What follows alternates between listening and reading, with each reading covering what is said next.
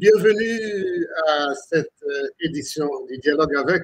Aujourd'hui, nous recevons Père Federico Lombardi, qui fut directeur de la salle de presse et du Vatican. Et c'est une expérience nouvelle et nous allons donc partager avec vous cette expérience. Alors, bonsoir, Père Lombardi, j'espère que vous m'entendez. Bonsoir Jean-Pierre, oui, je t'entends très bien et j'espère que aussi nos nombreux écouteurs et amis vont nous entendre bien. Ok, merci beaucoup. Donc, bienvenue en italien, comme on dirait. Merci d'avoir accepté aujourd'hui de dialoguer avec nous. C'est une première expérience et il y a beaucoup de gens qui nous suivent de partout. J'espère qu'ils seront contents de vous voir de nouveau, parce que vous êtes une figure bien connue, Père Federico Lombardi. Et merci aussi d'accepter de faire cet exercice, puisque vous avez l'expérience, vous connaissez beaucoup de langues, et de le faire en français, même si nous allons dire quand même quelques mots aussi pour ceux qui nous suivent, les Italiens qui nous suivent. Donc, vous avez été en fait directeur de la salle de presse du Vatican et aussi porte-parole de deux papes. Mais en cette période, vous avez donc occupé d'autres responsabilités. Vous avez été directeur général de Radio Vatican pendant plusieurs années. Vous avez aussi été directeur général des centres de télévision du Vatican. Alors, la première question que je vais vous poser, Père Federico Lombardi, c'est d'abord, comment avez-vous trouvé l'équilibre entre toutes ces grandes responsabilités? Bien. Mais je pense qu'il faut expliquer un peu l'histoire de mon service dans les communications pour comprendre cette accumulation de responsabilités avec le temps. Et je devrais dire que je n'ai pas commencé à servir la communication et le Vatican seulement quand j'étais à Radio Vatican. Mais avant, quand j'étais plus jeune, j'étais dans la revue La Civiltà Cattolica, où exactement Jean-Pierre, es-tu maintenant au service de la communication, car cet service dans la Civiltà Cattolica, qui est une revue bimensuelle des jésuites, est un service très près du Saint-Siège, car c'est une revue qui s'occupe de problèmes de l'Église, de la théologie, de la culture générale, de la politique internationale, mais toujours en contact avec la secrétaire d'État et la proposition de la ligne du Vatican et du pape. Alors, dans l'histoire des jésuites italiennes, il y a une certaine continuité des passages de la Civiltà Cattolica, où j'ai été vice-directeur, à Radio Vatican, où j'étais nommé directeur de programme, car on a déjà une certaine confiance, une certaine expérience de la communication avec une perspective qui soit bien en syntonie avec le pape et le Vatican. Alors, je suis été nommé comme directeur de programme de Radio Vatican dans le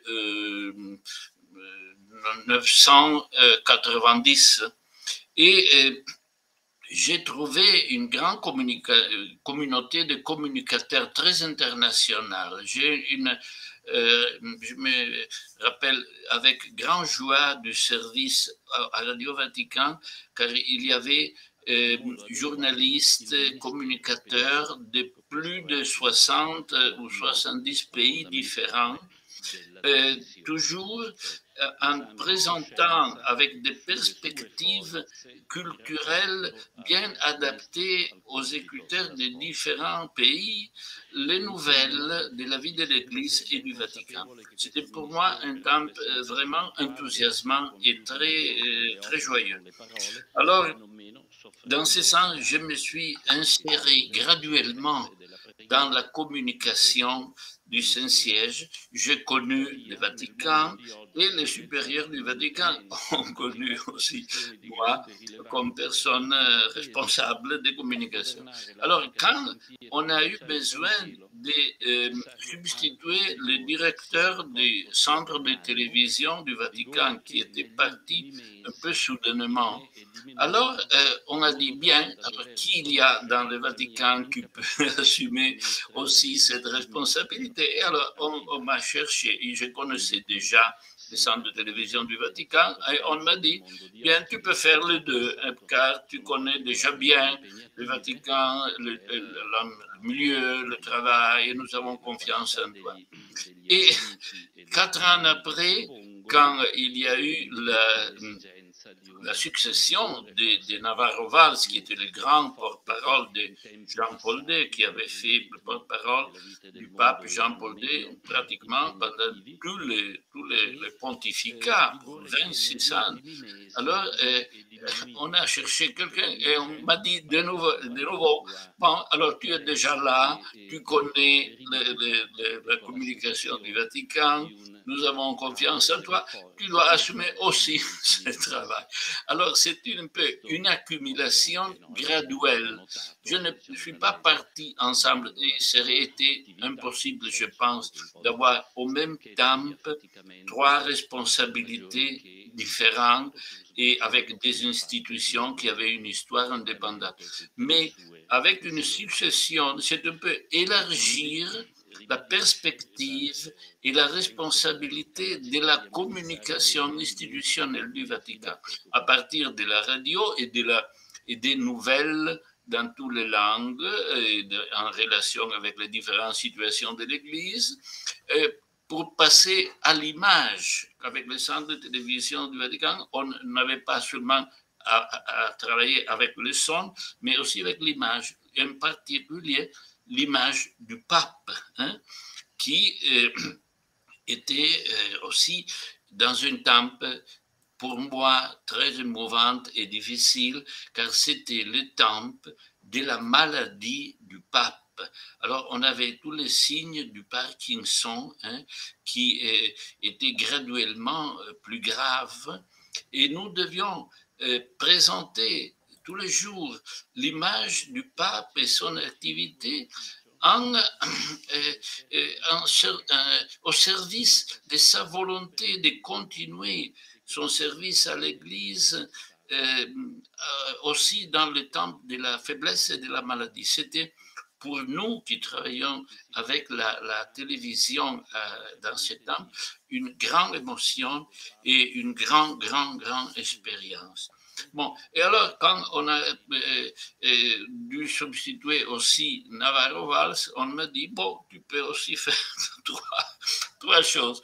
Et j'ai dit, bah, je ne suis pas expérimenté dans ce sens, mais alors ils ont, les supérieurs, le secrétaire d'État en particulier, me dit, mais tu peux le faire, tu peux apprendre ce qu'il y a à apprendre, mais tu as déjà cette base fondamentale de connaître bien depuis longtemps la communication du Vatican, la façon de parler et de communiquer du pape, la façon de fonctionner des différents organismes du Vatican.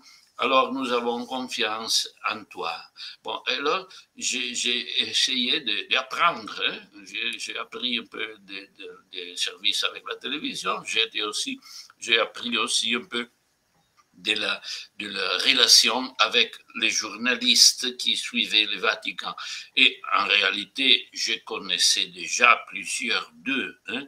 Alors, dans ce sens, l'explication de la possibilité d'avoir toute cette responsabilité ensemble, c'est de l'avoir assumé en succession, hein, et avoir eu une bonne collaboration avec mes grands collaborateurs dans les différentes institutions auxquels j'ai donné plus de responsabilités, et j'ai pu alors assumer aussi des responsabilités nouvelles, et ils étaient contents car je pouvais un peu coordonner, collaborer, aider la collaboration entre ces différentes institutions qui avaient toujours à travailler ensemble sur le même sujet. Alors c'était un service aussi de collaboration que je fais volontiers, mais je ne l'avais pas cherché.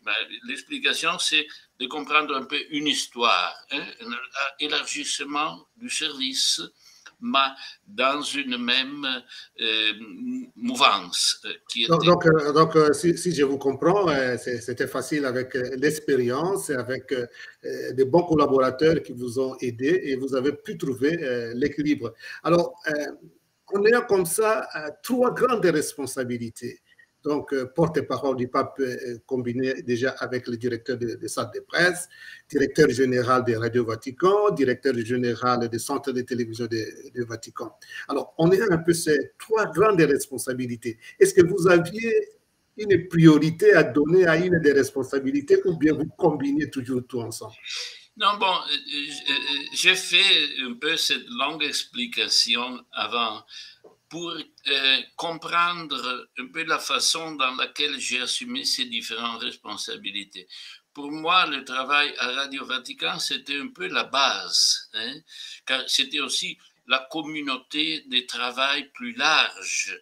J'avais entre 300 et 400 collaborateurs stables à Radio Vatican. Alors, c'était une base très, très stable d'information, d'élaboration de l'information, de connexion avec les différents peuples et pays du monde, parties de l'Église. C'était une base très stable. Quand je suis passé au centre de télévision, c'était ajouter l'image, hein, ajouter au service de la diffusion des nouvelles et du son aussi l'image du pape. Alors c'était ajouter quelque chose dans une situation assez importante, comme je disais, c'était la maladie du pape et les grands événements dans lesquels on avait pratiquement le grand nombre de télévisions du monde qui demandaient de nous les images pour les retransmettre dans leur noticiaire, dans leur transmission live. Là, la salle de presse en soi était la responsabilité la plus visible, hein, et j'étais plus exposé car je devais chaque jour parler avec les journalistes, je devais expliquer ce qui s'est passé avec le pape, donner des nouvelles sur le... Mais justement, Lombardi, j'arrive à ça. En quoi consistait un peu le travail de porte-parole du pape ou du Saint-Siège, disons, principalement? En quoi ça consistait? Oui. Il faut expliquer bien, je pense.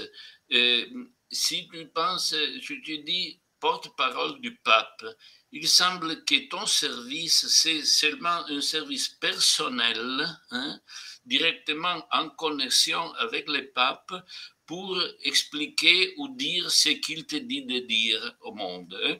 Tandis que en soi, mon service était directeur de la salle de presse, c'est-à-dire organiser chaque jour la communication à travers du bulletin ou des diffusions des images en direct de l'activité du pape, et en plus donner aussi des explications quand il y avait des explications à donner d'interprétation de l'activité ou des documents du pape, et comme ça. Hein. Alors, c'était plus une lecture du pontificat et des différentes nouveautés de l'activité du pape, des voyages qu'il allait organiser et faire, et comme ça. Mais c'était, je dirais, plutôt une interprétation et explication pour les journalistes, et à travers les journalistes, naturellement, pour l'opinion publique, du monde entier, mais avec toute une série d'activités, de bulletins de formation, de communiqués, de réponses à des questions de journalistes, et comme ça, ne pas seulement être très près du pape pour lui demander chaque jour qu'est-ce que tu dois dire. Non, non, j'avais ce qu'il faisait, ses discours, ses documents, ses programmes, et comme ça, et tout ça, je devais l'interpréter et l'expliquer à la communication du monde. Mais vous devez quand même régulièrement rencontrer les papes, n'est-ce pas, chaque jour? Oui, naturellement, mais je n'avais pas besoin d'être tout le moment à prendre les cafés avec lui. Quand j'avais des questions, il était très gentil, il répondait. Mais il aussi, surtout au temps de Benoît, car chacun a un peu son style, hein, aussi les papes sont différents, entre eux ont des styles différents. Avec Benoît XVI, je travaillais beaucoup aussi avec ses collaborateurs, car dans la secrétaire d'État, il y avait des personnes qui connaissaient bien la diplomatie du pape, et comme ça, je n'avais pas besoin de demander personnellement au pape chaque chose. J'avais beaucoup de ces collaborateurs qui étaient très dedans dans les questions, qui pouvaient aussi, eux, donner l'aide que j'avais besoin de recevoir. Alors si je vois bien, vos journées étaient très chargées, même très, très chargées. Quelle pouvait être disons, une journée type, un peu Oui, oui. des responsabilités comme ça, de dire, voilà, je me réveille, je ne sais pas à quelle heure, je commence par là, et puis Bon, je finis à telle heure. Une journée type, par exemple. oui, je suis une personne, peut-être vous avez déjà un peu compris, un peu systématique et qui cherche à ordonner les choses et les activités. Alors, ma journée type, c'était aussi régulière, comme temps. J'allais à la matin comme premier bureau dans le bureau de la direction de Radio Vatican pour voir quels étaient les problèmes principaux, les directives à donner pour l'activité du jour, s'il y avait des questions, et comme ça. Après ce premier passage, je passais pratiquement l'entière matinée à la salle de presse, car c'était le temps de l'activité publique du pape, avec les audiences, avec les discours, avec les rencontres avec des grandes personnalités. Alors, je devais suivre de près ce qui se passait dans l'activité du pape du matin et être très, très préparé à donner des communiqués, à donner les textes de ses discours, à répondre à les questions sur ce qu'il avait fait ou non, et comme ça. Et quand il y avait une rencontre personnel du pape avec un chef d'État, par exemple, ou une personnalité très importante, alors j'allais directement dans le palais du Vatican pour demander, après le colloque, au pape même s'il avait quelque chose à me dire pour faire le communiqué, pour expliquer. Il était très gentil, de 3-4 minutes, on parlait avec lui du contenu des colloques qu'il avait eu. Alors j'avais l'information nécessaire pour répondre à des questions, souvent assez simples, mais quand même c'était suivre l'activité du pape de très près. À la fin de la matinée, quand j'avais publié les bulletins sur l'activité du pape de la matinée, et c'était pratiquement terminé, alors j'ai passé rapidement au centre de télévision pour rencontrer brièvement, mais avec substance, mes deux principaux collaborateurs du centre, le chef de la technique et le chef de l'administration et de contact avec les autres télévisions. Alors, dans quelques minutes, je répondais à leurs questions, j'étais informé de ce qui s'est passé, s'il y avait des questions. Après, dans l'après-midi, je revenais pratiquement tous les jours dans l'office du Radio Vatican, car la salle de presse était fermée dans l'après-midi. Alors j'étais dans l'office du Radio Vatican où j'avais aussi un peu mes documents et je pouvais travailler pendant plusieurs heures. Mais naturellement, j'étais toujours en contact. J'ai reçu coups de téléphone où j'ai téléphoné aux journalistes, aux responsables du centre de télévision. Je suivais les transmissions qu'on faisait ou, si je devais, je participais dans des conférences, dans des rencontres, dans des interviews et comme ça. Alors, l'ordre de la journée, c'était premier passage Radio Vatican, matinée à la salle de presse, passage au centre de télévision et après, travail dans l'après-midi et la soirée à Radio Vatican, mais en contact avec toutes les personnes qu'on avait besoin. Alors, c'était un ordre assez clair pour la journée type. Alors une autre chose, c'était les voyages apostoliques. C'était des moments très importants pour le porte-parole du pape. J'ai eu la chance disons, de me déplacer pour raison du travail, évidemment. C'est vous qui m'avez nommé pour m'occuper du service Afrique à Radio Vatican, évidemment. On a fait plusieurs voyages aussi. Et c'était quand même fatigant pour un directeur, disons, de salle de presse. Et puis, c'était stressant avec, disons, d'abord des longs voyages, avec des conférences de presse, les sollicitations des journalistes. Comment vous avez pu aussi tenir, disons, avec tous ces temps comme ça de longs voyages et sans beaucoup de repos? Bien, mais ce sont aussi des expériences passionnantes. Il faut tenir compte que c'était vraiment des jours très intéressants et des expériences historiques. Alors, on n'avait pas le temps de dire « Ah, je suis fatigué ». Non, il y avait toujours de nouvelles situations et une expérience historique. Tu te rends compte que pour beaucoup de pays où nous allions, c'était la première fois, et peut-être pour beaucoup du monde, la seule fois dans la vie qu'ils pouvaient rencontrer et voir le pape. Alors c'était vraiment très émouvant. Mais ce que je voudrais rappeler des voyages du pape, naturellement, je devais aussi distribuer des textes, des discours, répondre à des questions, donner des interviews et comme ça. Mais ce que j'avais fait avec une grande attention, c'était de servir aussi la presse et les communications locales du pays. Ça, je dois dire, non n'est pas pour parler bien de moi, mais quand même, avant mon service et après mon service, on ne l'a pas fait beaucoup, car on a fait surtout les services des journalistes vaticanistes qui voyageaient avec les papes. Alors, qui était un groupe organisé à suivre, avec lequel le porte-parole avait à parler.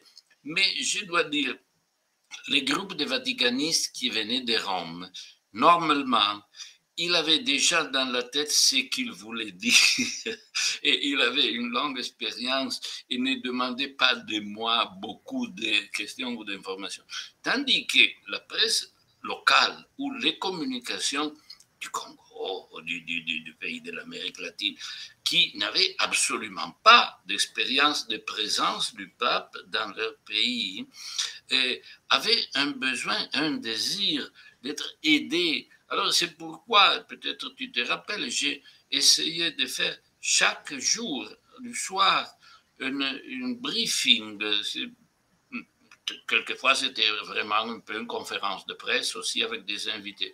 Mais c'était surtout des briefings dans lesquels j'ai parcouru de nouveau toute l'activité de la journée, ce que le pape avait fait, pourquoi il avait dit des choses, pourquoi il était allé dans ce lieu, pourquoi il avait rencontré ces personnes comme ça, qui pour la presse du pays, c'était absolument fondamental. Absolument fondamental. Et je dois dire, c'était un peu mon engagement spécifique. Aussi, avant le voyage, j'essayais de rencontrer les responsables de la communication du pays, ceux qui organisaient un peu la salle de presse et l'information pendant les voyages, pour organiser bien aussi la collaboration avec eux, les services pour eux. Tandis que pour dire et expliquer ce que le peuple faisait, bon, il y avait aussi la télévision locale, le peuple pouvait voir et comme ça. Mais aider spécifiquement à comprendre, à lire les événements et la signification des actes et des mots du pape pour ceux qui étaient dans les pays, et que c'était mon but principal, je voudrais dire, pendant le voyage. Alors, Padre Federico, il y a eu un moment vraiment historique qui n'arrive pas chaque 10 ans ou chaque 50 ans. Et ça, c'est vraiment un moment où je ne pouvais pas ne pas vous poser cette question. Comment est-ce que vous avez vécu, puisque vous étiez en fait directeur de la salle de presse du Vatican, c'était un événement spécial. Comment est-ce que vous avez vécu, par exemple, la démission du pape Benoît XVI? Oui, c'est vrai. Et ça aussi pour le public du monde.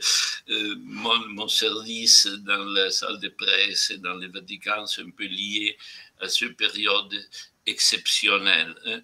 Je fais beaucoup d'autres choses, mais je sais bien que tout le monde me demande alors comment s'est passé ça, quel était ton sentiment, alors, je dois dire, je suis heureux de redire encore que pour moi, c'était un temps très heureux et important. Je n'ai absolument pas vécu le temps de la démission comme un temps de confusion, de peur, d'agitation. Non. Pour moi, c'était du principe, du premier moment, une décision très raisonnable et que je pensais toujours qu'il était vraiment, vraiment un exemple de raisonnabilité dans la foi. Alors que le pape a bien compris qu'il n'avait pas plus toutes les énergies nécessaires pour faire le service comme il pensait qu'il était attendu par l'Église et par le monde. Et alors, elle dit bien. Alors, je reconnais que je ne suis pas en condition dans ce monde qui est tellement dynamique, rapide comme ça. Je suis plus lente, exactement. Alors, je dois donner la main à une autre qui a plus d'énergie de moi dans cette situation. Et ça, il a décidé devant Dieu avec une longue temps de prières et de réflexions. Mais pour moi, honnêtement, n'était pas une surprise totale. Et non pas car il m'avait dit, alors je vais démissionner, mais car j'avais vu et compris qu'il avait toujours une effort majeur pour faire bien son service et qu'il était un peu au bout de ses forces pour faire bien le service comme il croyait de devoir le faire. Et alors, pour moi, il avait déjà parlé dans une interview quelques ans avant la rénonciation de la possibilité du pape de faire une rénonciation et du devoir du pape dans une situation dans laquelle il sent qu'il n'a pas plus les ressources, l'énergie pour faire bien son service, le devoir de renoncer. Alors ça, c'était pour moi resté très clair. Alors quand il l'a dit et l'a annoncé publiquement, n'était pas une surprise dévastante, mais c'était quelque chose à laquelle j'étais assez préparé, pour ainsi dire. Et alors, mon service était pendant un mois jusqu'à l'élection du successeur d'accompagner l'opinion publique, d'accompagner les journalistes à comprendre l'essence de cette rénonciation et à vivre un jour après l'autre les différents pas du chemin qui portait jusqu'à l'élection du successeur. Il y avait beaucoup de demandes de la part des journalistes, demandes importantes, profondes, et demandent des petites particulières, mais qui, les couleurs des chaussures, le vêtement, comme ça, où il devait aller habiter. Mais je respecte toujours ce que les journalistes me demandent, car ils savent mieux que moi ce que leur auditeur attend. Alors, je dois respecter ce qu'ils me demandent pour les aider à répondre aux attentes des lecteurs ou des spectateurs de la télévision et comme ça. Alors, j'essayais tous les jours, dans toute la matinée, de recueillir les informations et les réponses aux questions qu'on m'avait fait le jour avant ou dans les jours avant, et de donner graduellement les réponses, les explications, avec une grande tranquillité et un grand effort de répondre à tous les aspects différents de leurs questions. Dans ce sens, je pense qu'on a vécu dans la salle de presse ce mois historique depuis la Rénonciation jusqu'à l'élection de François, avec engagement, avec intensité, mais aussi avec tranquillité, avec sérénité, en faisant chaque jour le travail qu'on devait faire pour arriver à la nouvelle élection et en comprenant ce qui s'est passé et comme quelque chose qui, dans l'histoire de l'Église, a aussi sa place et n'est pas absolument pas une tragédie ou quelque chose qui ne peut pas passer dans le droit canon, qui n'est pas un texte révolutionnaire sûrement. C'était déjà prévu la possibilité de la rénonciation du pape, et j'ai expliqué d'une une façon très, très claire et très simple. Alors pour moi, c'était un temps bon, n'était pas un temps de tension, d'agitation. Pour moi, c'était beaucoup plus dur, plus triste aussi, le temps de grandes critiques sur les abus, par exemple, ou le temps du scandale des nouvelles qui était publié par l'assistant de la maison papa. Alors ça, c'était plus douloureux, mais suivre une chemin important dans la vie de l'Église, dans une perspective d'amour de l'Église et de confiance dans l'Esprit de Dieu qui nous accompagne, pour moi, c'était un temps très positif, je dois dire, et peut-être un des temps plus beaux de mon service.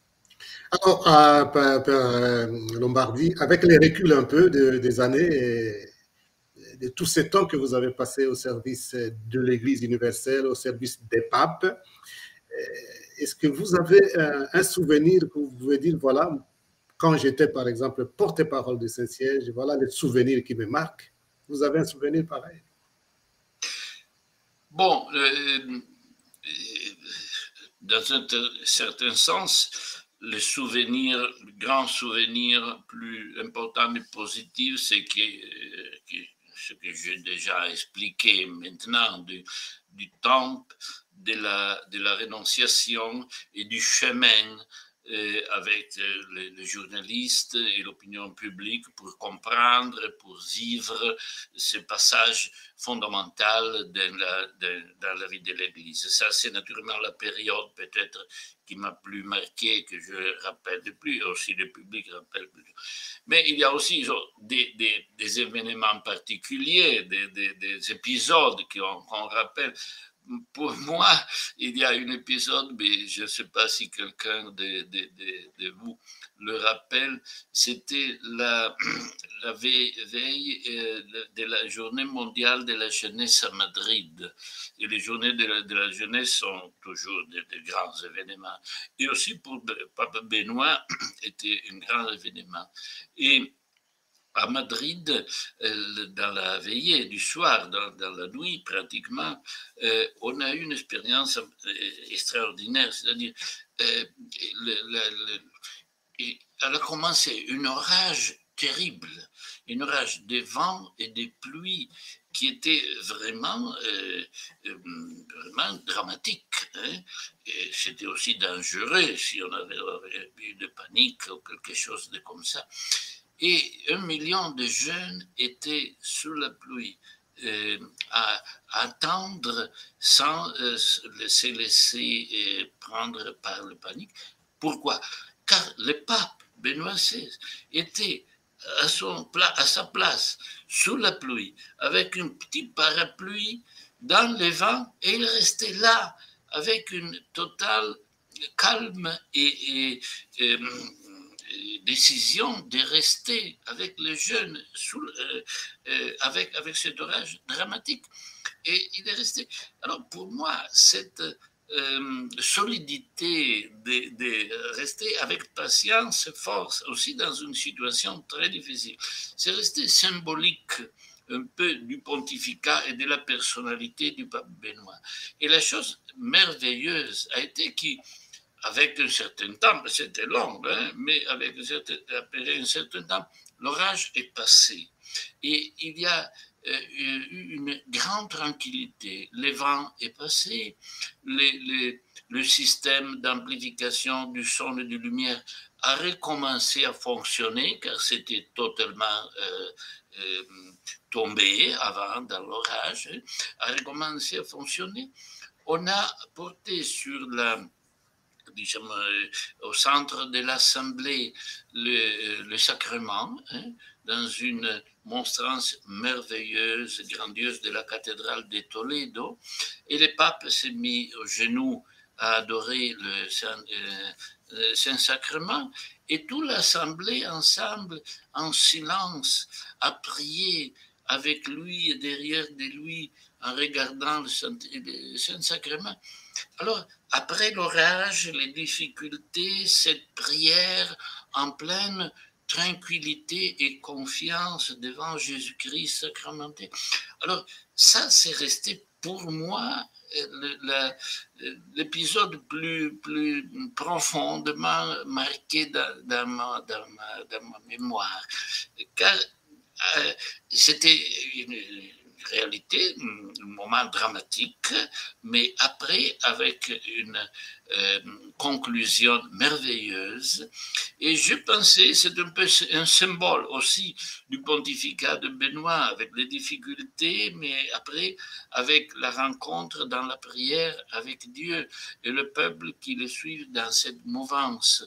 Et alors, bon, je dis, je peux faire des expériences de discussion, de journalisme, comme ça, mais je peux faire aussi des expériences de vie chrétienne et de foi dans l'Église, avec les papes, avec la Grande Assemblée, qui sont restés dans ma vie comme très, très importants et marquants.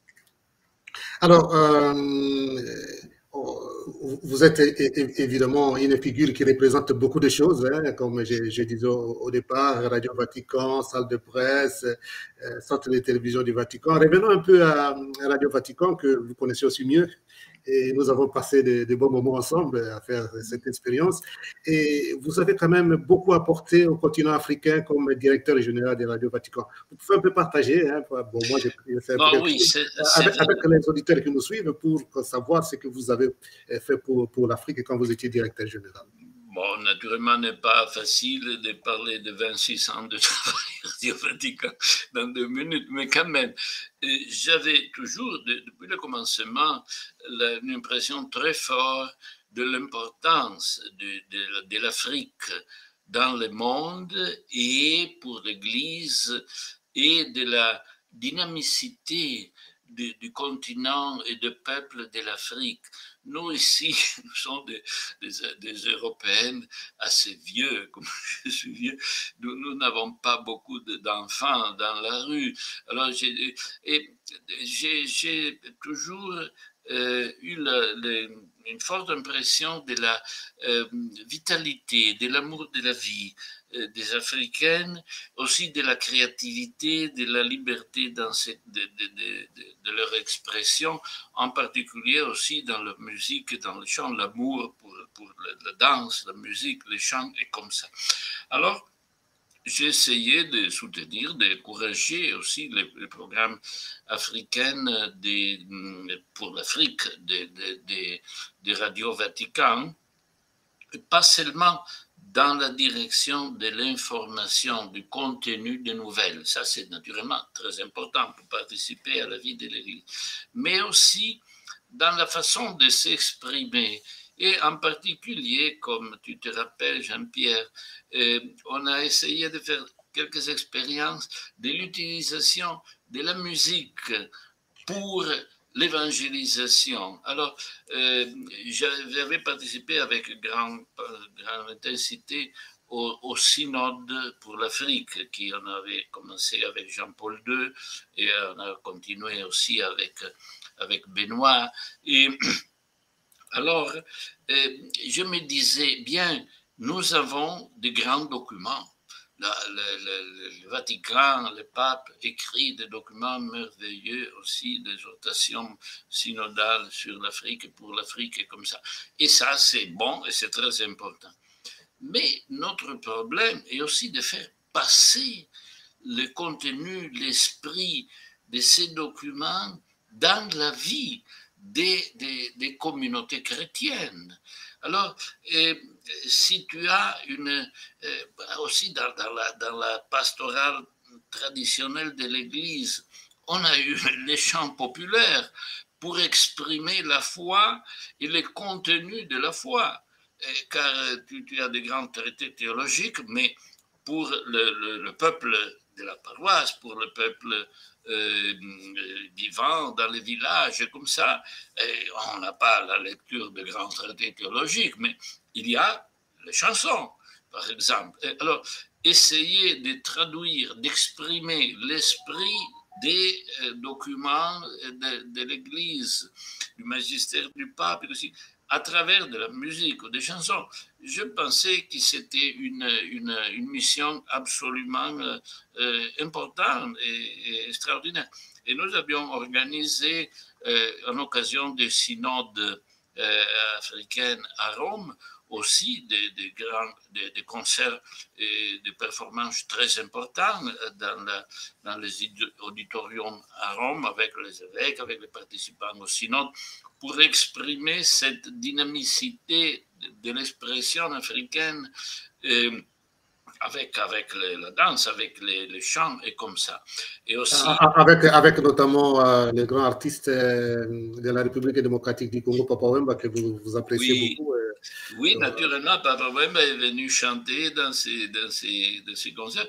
Et on a aussi gravé avec lui une CD de chants, de musique, exactement dans cette direction, de faire passer à travers des chants les sentiments, les concepts, les orientations de l'amour, de la réconciliation, de la dignité humaine, et comme ça. Et des grands artistes africains ont aidé dans ce sens.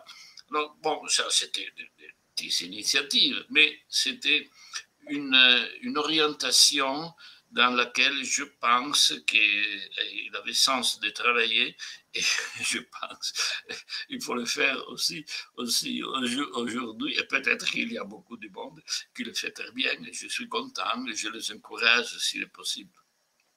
Alors, Padre Federico, en tout cas, déjà merci d'avoir dédié votre temps à répondre à mes questions, ce que j'appelle dialogue avec. C'est la première fois que j'essaie maintenant d'échanger un peu des façons de faire. Donc, avant, c'était seulement avec audio. On se prépare à entrer maintenant dans cette version visuelle. Et donc, vous avez accepté de faire cette première expérimentation. Donc, nous allons bien démarrer au mois de janvier, mais déjà, grand merci de nous avoir donné ce coup de main en acceptant cette interview qui est importante pour que les gens sachent un peu ce que vous avez fait, même si en quelques minutes, ce n'est pas facile de décrire le travail que vous avez accompli pour l'Église et que vous continuez encore à faire, puisque vous êtes encore pour le moment, peut-être vous pouvez aussi dire un mot sur ça, vous êtes pour le moment président du conseil d'administration de la Fondation Ratzinger. Rapidement d'abord, nous dire un peu maintenant ce que vous faites de cette fondation. Oui, nous avons un peu la mission de continuer et de valoriser l'héritage spirituelle et culturelle du pape Benoît. La fondation, c'est une fondation qui appartient au pape François, mais la fonction, c'est de conserver et de faire connaître la pensée, la contribution théologique et culturelle pour l'annonce de la foi aujourd'hui dans la culture moderne dans laquelle Pape Ratzinger a travaillé beaucoup. Et je dois dire, j'expérimente que dans l'Afrique, on a plusieurs centres, plusieurs personnes qui sont très intéressées à approfondir la pensée de Joseph Ratzinger et le magistère de Benoît, en pensant qu'il soit très utile pour, pas seulement pour l'Europe comme ça, mais aussi spécifiquement pour l'Afrique. Et dans ce sens aussi, avec cette fondation, nous encourageons aussi des initiatives des Africaines.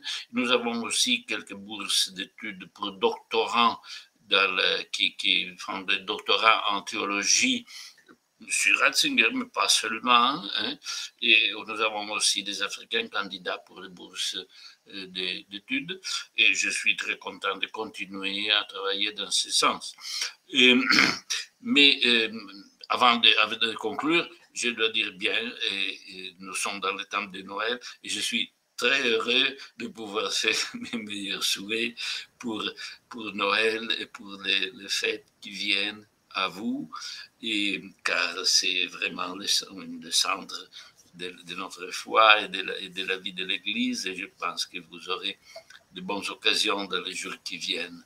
Oui, alors bon, je suis certain, hein, comme je suis aussi actif sur les réseaux sociaux, notamment sur Twitter, qui a beaucoup d'Italiens qui nous suivent. Allora possiamo probabilmente un po' dire qualche cosa, così anche quelli che ci seguono qua in Italia possono capire qualche cosa di che cosa abbiamo parlato, così almeno sanno qualche cosa, no? Sì, lei può fare una piccola sintesi in italiano, un po' così sanno almeno di che cosa abbiamo parlato in francese, perché tutti non capiscono francese. Va bene. Ma noi abbiamo parlato, perché mi è stato chiesto, della mia esperienza nel lavoro della comunicazione nel Vaticano, e ho spiegato che il mio lavoro è passato attraverso la direzione della Radio Vaticana, con una produzione di notizie della vita della Chiesa in tante differenti lingue del mondo, in un ambiente di giornalisti molto internazionale. Poi mi è stato dato anche la responsabilità del centro televisivo, cioè della diffusione della immagine del Papa, ripresa da noi in Vaticano e data a disposizione di tutte le televisioni del mondo. È stata anche questa un'esperienza molto grande, in particolare nel tempo poi della malattia e della morte di Giovanni Paolo II, in cui io ero allora direttore anche del centro televisivo. E poi mi è stata anche affidata la responsabilità della sala stampa, cioè dei rapporti con i giornalisti che seguono l'attività del Papa, la vita della Chiesa, ma in particolare l'attività del Papa, i suoi viaggi, i suoi documenti e così via. E allora il mio lavoro, diciamo, in un certo senso si è sviluppato, ma seguendo una stessa direzione, cioè quella del far conoscere, capire, partecipare e vivere la vita della Chiesa, in particolare con la comprensione di quello che è il servizio che il Papa svolge per la Chiesa di tutto il mondo e per l'umanità, problemi della pace, della dignità umana, della giustizia, della riconciliazione. Ecco, quindi la mia è stata una bella missione. Io sono molto grato che mi sia stato chiesto questo servizio di collaborare, in certo senso di servire, diciamo, il Papa nel suo servizio per la Chiesa e per l'umanità attraverso queste diverse forme di comunicazione. En tout cas, un grand merci, Padre Federico Lombardi, à moins que vous ayez peut-être encore un petit mot à dire à nos téléspectateurs, aux gens qui nous ont suivis. Vous avez déjà souhaité quand même de bonnes fêtes de Noël. Est-ce que vous avez peut-être un petit mot d'abord à dire avant qu'on puisse conclure pour aujourd'hui? Bon, je dirais aussi mon effort, l'essence du travail que j'essayais de vous expliquer, c'est de voir la vie de l'Église dans le monde, de la voir avec une perspective de foi, c'est-à-dire de voir dans les événements de l'Église, dans le service du pape, le service de la parole de Dieu, traduit dans le concret de la vie d'aujourd'hui et du monde d'aujourd'hui.